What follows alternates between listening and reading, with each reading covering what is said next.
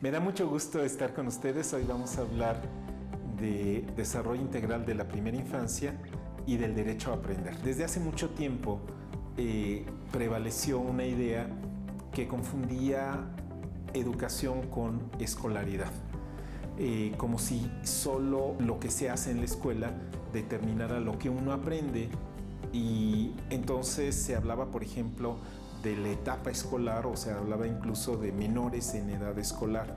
En realidad ahora sabemos que no hay una edad escolar, estamos aprendiendo a lo largo de toda la vida. Eso quedó más claro cuando en 1996 apareció un informe de la UNESCO que es conocido como el informe Delors, para decirle a los líderes de todos los países qué era lo que se podía esperar y qué era lo que se debía trabajar para la educación en el nuevo milenio.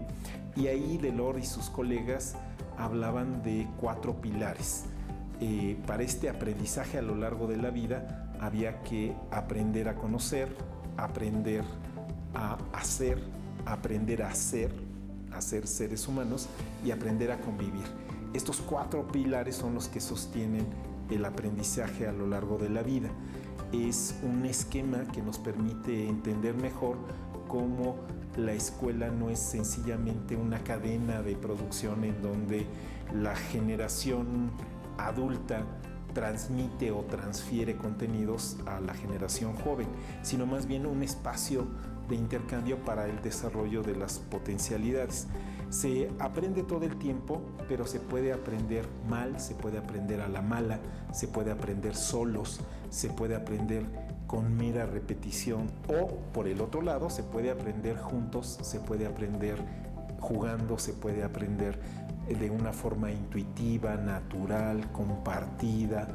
Yo creo que lo tenemos muy claro, todos los que hemos estado en esta etapa que nos corresponde 3, 4, 5 años, sabemos que aunque a veces el prejuicio con respecto de preescolares, se la pasan todo el día jugando, no es nada serio, nosotros sabemos que se están consolidando algunos de los elementos más profundos de la personalidad de niños y niñas, y que se están sentando las bases para el resto de la vida, literalmente.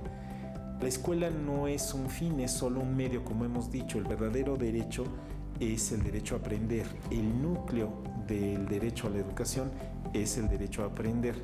Y por lo tanto, cuando se dice preescolar, pues la expresión no es muy afortunada, ¿no? Porque es como una escuela antes de la escuela, pero entonces si es escuela o no es escuela, es muy confuso. Realmente era mucho mejor aquel término de jardín de infancia o jardín de niños, porque te habla como de un proceso justo orgánico, compartido. Cada vez queda más claro que cuando ya no están resultando algunos de los acuerdos básicos de primaria, de secundaria, cuando la gente no se siente satisfecha, sino desdichada cuando está en la escuela, ahora todo el mundo voltea a ver a preescolar, a decir, esa experiencia deberíamos tenerla siempre. A su vez, preescolar tiene que voltear a ver los descubrimientos de los especialistas y los pioneros y los activistas en el campo de desarrollo integral de la primera infancia. Sabemos que es algo muy inspirador que los niños pequeños vayan descubriendo a su propio ritmo y estilo aquello que les llama la atención en su entorno. Cuando no tenemos las limitaciones, así la estrechez de un plan de estudios que hay que seguir con un temario único, sino que vamos descubriendo junto con los chicos qué es lo que les interesa, qué es lo que les llama, qué es lo que les inspira. Entonces vamos por un camino muy sólido, no es una pérdida de tiempo, es una ganancia. Por eso también a veces hay que contener un poco las expectativas de la sociedad, de las familias mismas, de que preescolar sirve para tener una introducción anticipada a la lectoescritura, por ejemplo, ¿no? No, es mucho más importante aprender a convivir, respetar que el otro está tomando la palabra, no arrancarle los juguetes. Eso es muchísimo más importante que contar hasta 10 o identificar la mitad de las letras del alfabeto.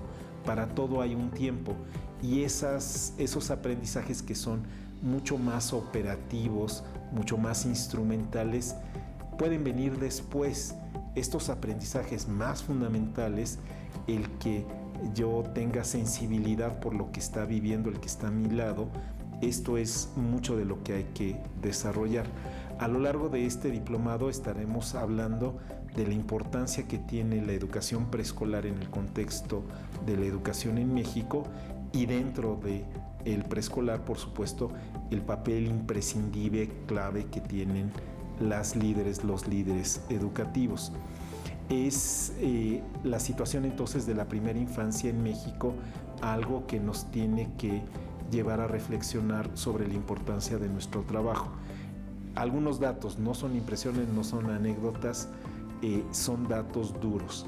El 55% de los menores de 5 años en México viven por debajo del nivel de la pobreza extrema. Las condiciones para la enseñanza y el aprendizaje en preescolar son las más difíciles de todo el sistema escolar mexicano. Estos datos que he dado nos pintan un panorama que, por supuesto, tiene sus complejidades regionales y sus diferencias, pero estamos hablando de quien más necesita del apoyo de la comunidad y al mismo tiempo de quienes tienen el máximo potencial para aprender. No podemos dejarlas solas, no podemos dejarlos solos, y entonces todo lo que podamos desarrollar sobre la primera infancia serán materiales preciosos para nuestro trabajo en preescolar.